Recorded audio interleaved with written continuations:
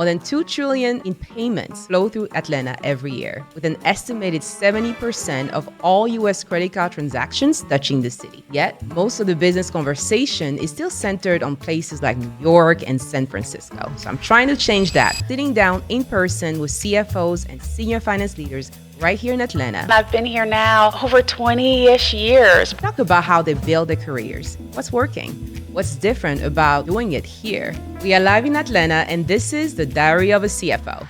Tiffany is a global investor relations executive, recently serving as senior vice president at Starbucks, where she managed nearly $130 billion in market capitalization. But I always like to remind people behind that, I'm also a ninth grade dropout. I had my first son at the age of 14, and I was homeless. And so it's that moment of how does someone with a bio, like folks just heard, come from someone that had this backstory?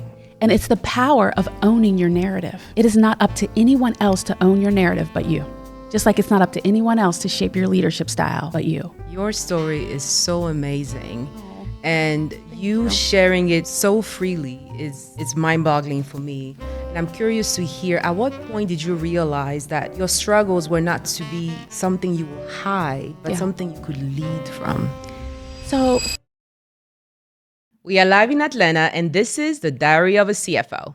I'm your host, Wasia Kamon, and I've called this city my home for over 2 decades. Today, I'm so excited to have here Tiffany Willis. Thank you so much for being here, Tiffany. thank you for having me. It's an absolute honor. Oh gosh, I've waited for this moment for you don't even know how long. So thank you for being part of this series, Live in Atlanta. So my first question for you, of course, will be, what brought you to Atlanta? Yeah, so I actually came to Atlanta from Pittsburgh, Pennsylvania, and it was with the transfer with PwC.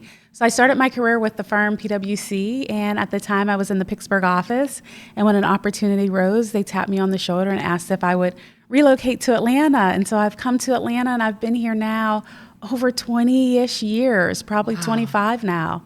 Yeah, I like to say I'm 25 years old, but the math is no longer mathing because I've been here about that long too.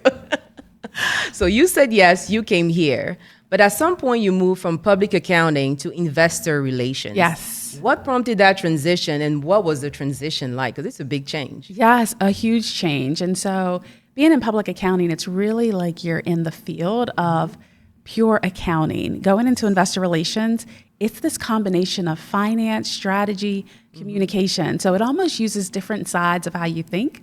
But for me, it was really always saying yes to special projects. As I grew in my career, whether it was in Big Four, whether it was in industry, whenever there was something extra that needed done, I always raised my hand. And so that ultimately allowed me to be tapped for the investor relations role. Wow. That's impressive, because you've done it at different companies, and a lot of people don't realize what being in investor relations really is, because you're like the bridge between the public company and Wall Street. So tell us a bit more about, what does that role actually look like in reality? So I'm definitely writing the scripts for our CFOs, our CEOs. I'm helping tell the story in terms of what's our performance, but also what's coming next. What's our new innovation? Why should Wall Street be excited? Why should they either hold our stock or buy more? And so my job is not just to tell the story of the numbers, but get them really excited about the strategy and how that's going to manifest into results. Another part of investor relations, though, is making sure that internally our employees know what we're doing, because we need them galvanized around the strategy, because they're the ones that's going to help us produce the results to meet Wall Street's expectations.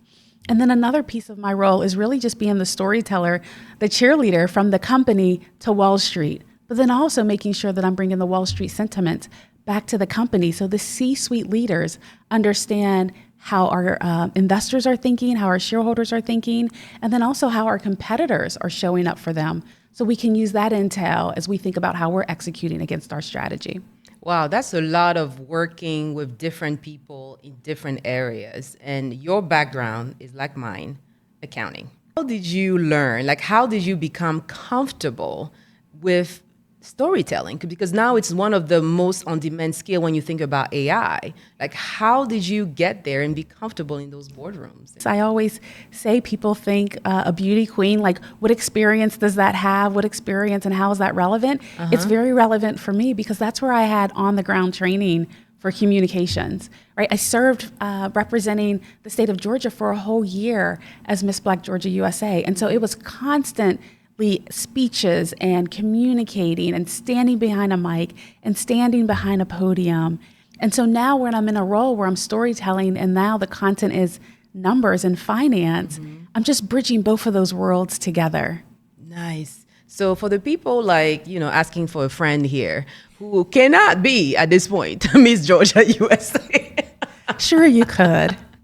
So for those who can be at that level, like what would you say is some of the steps they can take to improve their storytelling skills? Yeah, so when I think of storytelling, there's a lot of different avenues. One, I think people are just scared to speak in public. But the other piece is just knowing your content and being able to speak. I always say, if you cannot sell yourself, how can you sell the numbers that you're presenting in front of someone, right? And so often people think about that when you're interviewing.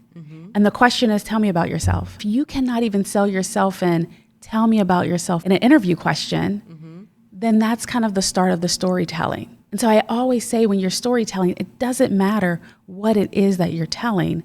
The objective you should have is for the person to buy what you're selling, right? Even if it's not something physical, it could be the financials. Yes. And I think so often as finance leaders, especially in the CFO wheelhouse, we're so used to the numbers, but now as you elevate, you have to be able to tell the story behind those numbers. Wow, I never thought about it that way. And I always say it could be the most simplest thing that you have to sell, but you have to get used to it by exercising that muscle, right? For example, if I wanted to sell you a pool, I could tell you that it's 20 feet wide and 10 feet deep, right? And you're like, okay, I can visualize this pool. And that's what we do as finance professionals. We go in with our spreadsheet and we're like, this is what we have. But what we want to do and what we want to get people to be comfortable with is coming in saying, we have this swimming pool and it's so wide that Michael Phelps can do laps from start to finish. Oh, where is that pool?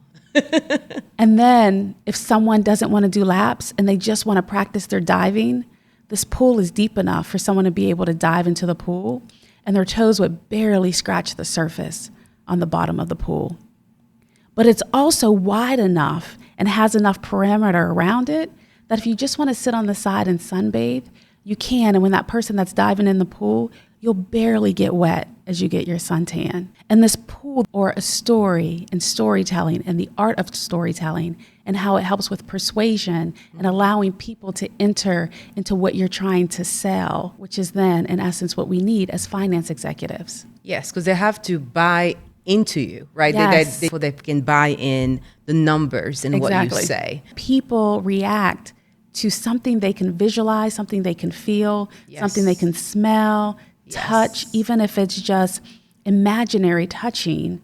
Yes. But sometimes it's also hard because you can walk into a high-stake meetings and something can go wrong because they saw something on the news, some strike, whatever it is. And so when you walk into those big meetings where you have to make that sale of, pick me, put me in your basket, what are you usually looking for, maybe to tweak your narrative or adapt your narrative, or what tells you something wrong is about to happen and you need to kind of change your strategy? Is you have to be prepared for what you're not saying, but what's going to be asked. And so when you go in and you're trying to make sure that you're communicating and you're persuading people, you have to also play devil's advocate. Well, what would this person say? Well, why wouldn't they want this? And you have to already have those answers. So when the questions come, it's not stumbling you. It's, that's a great question. I actually thought about that when I was pulling together this proposal. And the reason we didn't go that route is because A, B, and C, right? So it's not a, let me think about it. It's a, I thought about it, and this is how we incorporated some of that.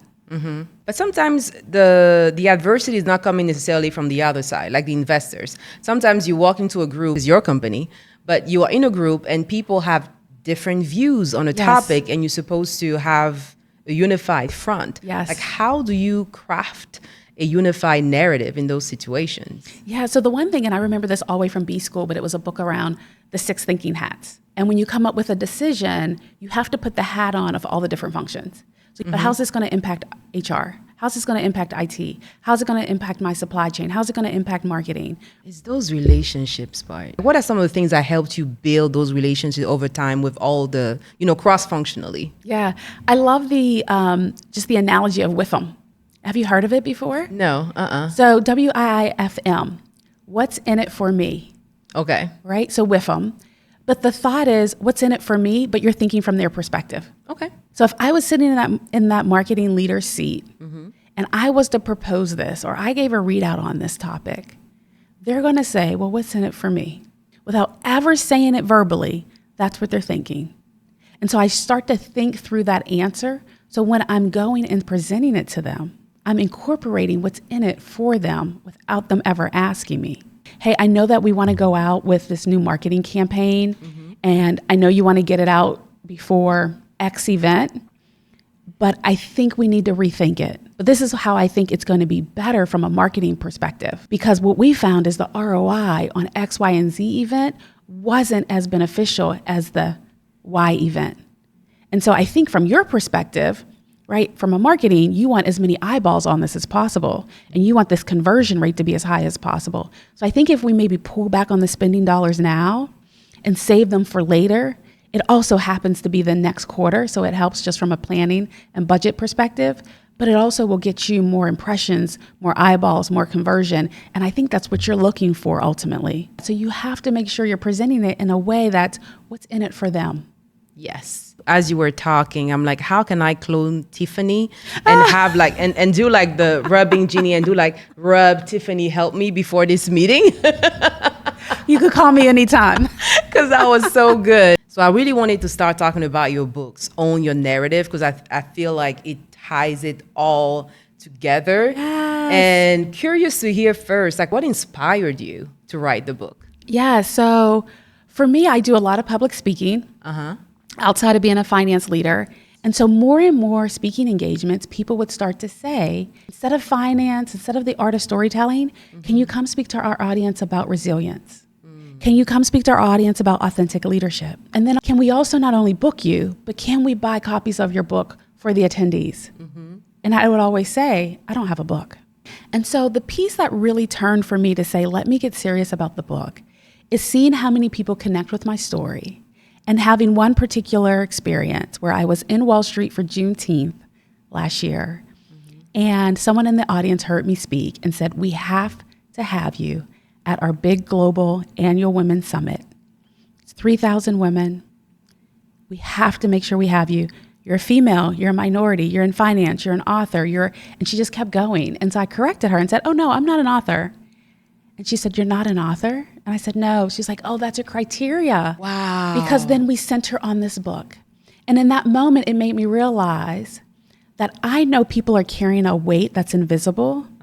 And now I can't share my story to help someone carrying that weight. And people show up every day with that weight, and it impacts them, not only as a leader, but it impacts their team.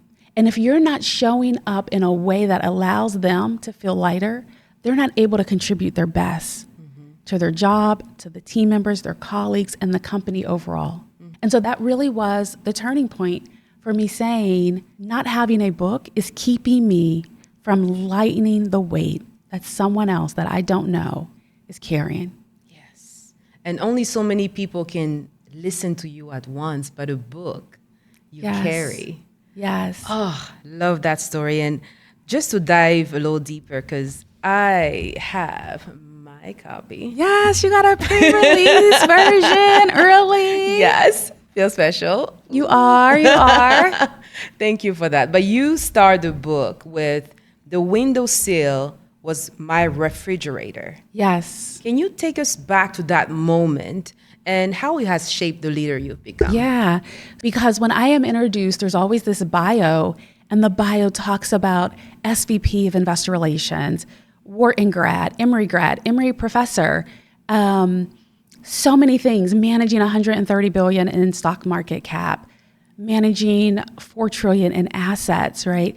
Being in the boardroom with the Howard Schultz and the Mellody Hobson, and there's all this greatness. But I always like to remind people behind that, I'm also a 9th grade dropout. I had my first son at the age of 14, and I was homeless. And so the windowsill was my refrigerator is because being homeless, I had to put my son's milk on a windowsill to keep it cold. And so it's that moment of how does someone with a bio, like folks just heard, come from someone that had this backstory? And it's the power of owning your narrative. And that's the essence of the windowsill was my refrigerator. Yes. Can you talk a little bit about what carried you through just that gap? Because it's huge. Because I'm on the board of a not-for-profit called Hope, and we help single parents. I got to get involved with that. Oh, yeah. Complete an education degree. And what we found is a lot of people give up education because parenthood is so hard. And it's hard to find a job when you don't have the degree or the support of your family to just say, I'm just going to go even part-time. Like, it's so hard. So I'm curious to hear how you manage just that gap. Yeah. So for me, it was having this, what I would call, quote unquote, all-American upbringing. My father was military. He was an engineer. My mother was all about community service. So I saw what, in essence, like greatness was supposed to look like. And so when that chapter of my life changed, I still had that in my mind. I still knew what I was capable of being. I still knew the life I was capable of having. And so it really took a lot of grit and resilience to get through that chapter. And eventually I went to an alternative high school where I took my son with me every day to school. And he's in one room and there's a glass wall. And I'm sitting in the other room with other teen moms. But it was a way to then eventually get back into the academic space. But there was a gap between being a ninth grade dropout and getting to that alternative school. And I do think so often people will put schooling on the back burner. I talk about in the book about one particular example when my son was sick with a fever, so he couldn't go to daycare. And at this point, I'm in college. And so I had to have my sixth son sleep in the break room of a neighborhood pizza shop just so I can go to class and take a calculus exam that was required, right? But normally people would say, well, you can't go to daycare. I don't have any family. I'm just going to miss the exam. But then you're putting your grades in jeopardy, graduation in jeopardy. But then I talk about how that translates to leaders and how so often as leaders, especially in the C-suite, but even middle management, even when you're starting out, you're going to have to make tough decisions. Yes. And decisions that no one will ever understand. But sometimes you're making a decision because your only options is choosing between hard and harder. And as you grow to be a leader, you have to be comfortable with making decisions between hard and harder. Your story is so amazing. Oh, and you sharing it so freely is mind-boggling for me. And I'm curious to hear, at what point did you realize that your struggles were not to be something you will hide, but something you could lead from? So for me, reigning as Miss Georgia, my platform was actually inspiring and motivating at-risk youth because I am one. And so I always had this freedom to share my journey and share my story. I think the difference was there wasn't all this social media. Yes. And so in a way, it almost was like my life was siloed. I had all this community effort, all this community engagement. I was out kind of trying to make a difference, fulfilling that purpose, pouring from my heart. And then I had the corporate America side. Yes. Not intentionally keeping them separate. It was just a different way in how we operated. Now I'm just making sure that people understand, now that the worlds have integrated and everything's on social media, how this actually has made me a better leader. That is so hard, though, because for someone listening now, even myself, you can feel stuck by your past or how your past is defining you. So what could be like a first step that someone listening could take to be okay with sharing their struggles, with being okay with leading from that place? Well, the one thing is, and you just said it, right? You could be so stuck with how people define you. That in essence is the power of owning your narrative. It is not up to anyone else to own your narrative but you. Just like it's not up to anyone else to shape your leadership style but you. Wow. And so that is also, when I thought about this book and crafting it, I did not want it to be just a monologue. I did not want someone just to read my journey. And so I have in the book, it's like 30 some pages at the end, where it then turns this monologue into giving people direction on how do they reflect on their journey. And it's prompts and leadership kind of what I would say triggers to think about on how are you showing up as a leader. So I think you already answered this question, but I still want to ask. So who is this book for, and who do you think needs this the most right now? Yeah, I mean, this book is for leaders. It's for people that are even individual contributors, because this book has multifacets to it. One, it's all about my journey. So for those who are just like, how did she do this?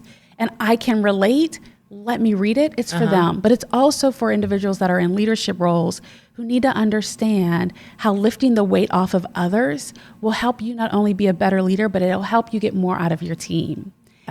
Oh, yeah. I'm already getting some of that just listening to you. So, yeah. So how can people get the book, and how can they support you on this journey? Yes. So the book is available on Amazon.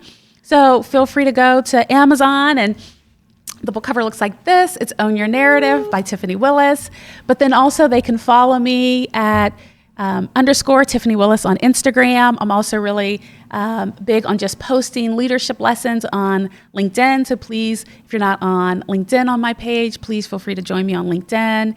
And also, if your readers, your listeners are out there and they're in roles and they're thinking of, hey, we need a lunch and learn for our team, or we need a leadership summit, please, I would be more than happy to join you all. And you can find all my information at Tiffany-Willis.com, and would love to participate in that way as well. Oh, yes. I'm so signing you up. Thank you. Thank you so much. You're for so being on the welcome. Thank you podcast. for having me. It's an honor, and great job on doing what you're doing. I'm watching you from the sidelines and cheering you on. So kudos. Thank you.